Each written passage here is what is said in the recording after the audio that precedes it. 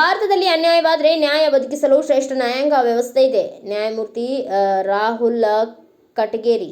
ಇತ್ತೀಚಿನ ದಿನಗಳಲ್ಲಿ ಕಾಲೇಜುಗಳಲ್ಲಿ ಶಿಸ್ತು ಕ್ರಮ ಕೈಗೊಳ್ಳುವ ಸಮಿತಿ ಇರುವ ಕಾರಣದಿಂದ ಕಾಲೇಜುಗಳಲ್ಲಿ ಆಂಟಿ ರ್ಯಾಗಿಂಗ್ ಕಡಿಮೆಯಾಗಿದೆ ಎಂದು ನ್ಯಾಯವಾದಿ ರಾಹುಲ್ ಕಟಗೇರಿ ಹೇಳಿದರು. ಅವರು ತಾಲೂಕಿನ ಐನಾಪುರ ಪಟ್ಟಣದ ಗುರುದೇವ ಆಶ್ರಮದಲ್ಲಿ ಸರ್ಕಾರಿ ಪ್ರಥಮ ದರ್ಜೆ ಕಾಲೇಜು ಐನಾಪುರ ಎನ್ಎಸ್ಎಸ್ ಘಟಕದ ಅಡಿಯಲ್ಲಿ 2025-26ನೇ ಸಾಲಿನ ವಾರ್ಷಿಕ ಶಿಬಿರ 2 ದಿನ ಕಾರ್ಯಕ್ರಮದಲ್ಲಿ ಆಂಟಿ ರ್ಯಾಗಿಂಗ್ ಮತ್ತು ಲೈಂಗಿಕ ಕಿರುಕುಳಗಳ ತಡೆ ಜಾಗೃತಿ ಸಭೆಯನ್ನು ಉದ್ದೇಶಿಸಿ ಮಾತನಾಡ್ತಾ, ಕೆಲಸದ ಸ್ಥಳದಲ್ಲಿ ಮಹಿಳೆಯರ ಮೇಲೆ ಲೈಂಗಿಕ ಕಿರುಕುಳ ಆಗುತ್ತಿರುವ ಪ್ರಕರಣಗಳು ಹೆಚ್ಚಾಗುತ್ತಿದ್ದು ಅವುಗಳನ್ನು ತಡೆಯಲು ಕಾನೂನು ಕಟ್ಟುನಿಟ್ಟಿನ ಕ್ರಮವನ್ನು ಜಾರಿಗೆ ತಂದಿದೆ.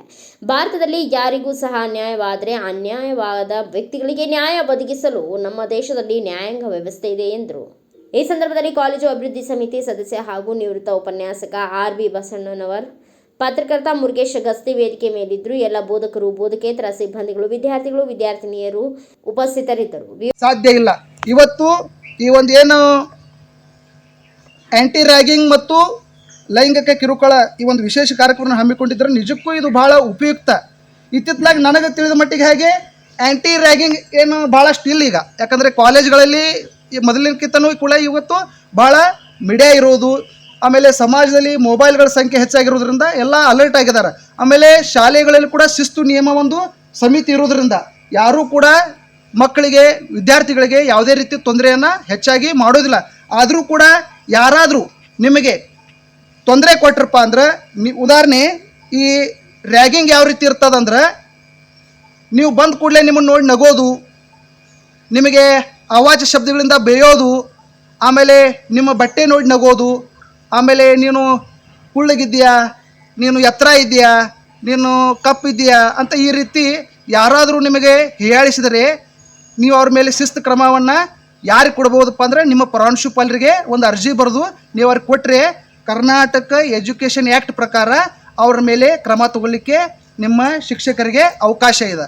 ಆಮೇಲೆ ಅವರಿಗೆ ಏನು ಮಾಡ್ತಾರಪ್ಪ ಅಂದ್ರೆ, ಯಾವುದೇ ರೀತಿ ನಿಮ್ಮ ಸ್ಕೂಲಲ್ಲಿ ಅವ್ರಿಗೆ ಮುಂದೆ ಶಿಕ್ಷಣ ಪಡಲಿಕ್ಕೆ ಅವಕಾಶ ಕೊಡುವುದಿಲ್ಲ. ಅದೇ ರೀತಿ ಅವ್ರಿಗೆ ಮುಂದೆ ದಂಡನೂ ಕೂಡ ಅದ. ಆಮೇಲೆ ಈ ರ್ಯಾಗಿಂಗ್ ಯಾವ ರೀತಿ ಅದಂದ್ರೆ, ಹುಡುಗರು ಹುಡುಗಿಯರ ಮೇಲೆ, ಹುಡುಗಿಯರು ಹುಡುಗರ ಮೇಲೆ ಕೂಡ ರ್ಯಾಗಿಂಗ್ ಮಾಡ್ಬೋದು. ಬರೀ ಹುಡುಗರು ಮಾತ್ರ ಹುಡುಗಿಯರ ಮೇಲೆ ಮಾಡ್ತಾರಂತ ಅಲ್ಲ. ಈ ಕಾಲ ಬದಲಾಗಿದೆ. ಈಗ ಕಾಲ ಬದಲಾಗಿದ್ದರಿಂದ ಯಾರು ಬೇಕಾದ ಮೇಲೆ ರ್ಯಾಗಿಂಗ್ ಮಾಡ್ಬೋದು. ಅದಕ್ಕೆ ಯಾರು ಮಾಡಿದ್ರು ಕೂಡ ರ್ಯಾಗಿಂಗೇ ತಪ್ಪೇ. ಮತ್ತು ಇತ್ತಿತ್ತಲಾಗಿ ಸಮಾಜದಲ್ಲಿ ನಾನು ಭಾಳಷ್ಟು ಪ್ರಕರಣಗಳನ್ನು ನೋಡ್ತಾ ಇರ್ತೀವಿ ದಿನನಿತ್ಯ. ಈ ಲೈಂಗಿಕ ಕಿರುಕುಳ ಏನು ನೀವು ಈ ಒಂದು ಕಾರ್ಯಕ್ರಮ ಹಮ್ಮಿಕೊಂಡಿದ್ದೀರಲ್ಲ, ಪ್ರತಿನಿತ್ಯ ಸಮಾಜದಲ್ಲಿ ಹೆಣ್ಣಿಗೆ ಭಾಳಷ್ಟು ತೊಂದರೆ ಆಗ್ತಾ ಇದೆ.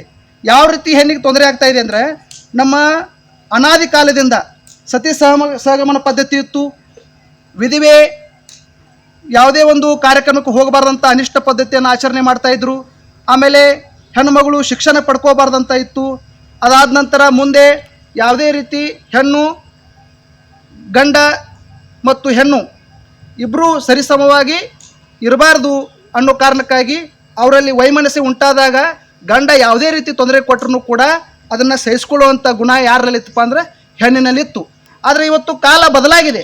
ಕಾನೂನು ವ್ಯವಸ್ಥೆ ಬಂದ ನಂತರ ಭಾರತ ದೇಶದಲ್ಲಿ 1947 ನಂತರ, ದೇಶಕ್ಕೆ ಸ್ವಾತಂತ್ರ್ಯ ನಂತರ ಭಾರತ ದೇಶದಲ್ಲಿ 1950ರಲ್ಲಿ ಸಂವಿಧಾನ ಬಂದ ನಂತರ ನಮ್ಮ ಮಹಿಳೆಯರಿಗೆ ಹಲವಾರು ಕಾನೂನು. ಬ್ಯೂರೋ ರಿಪೋರ್ಟ್ ಮುರುಗೇಶ್ ಗಸ್ತಿ, ಭಾರತ ವೈಭವ ನ್ಯೂಸ್, ಐನಾಪುರ.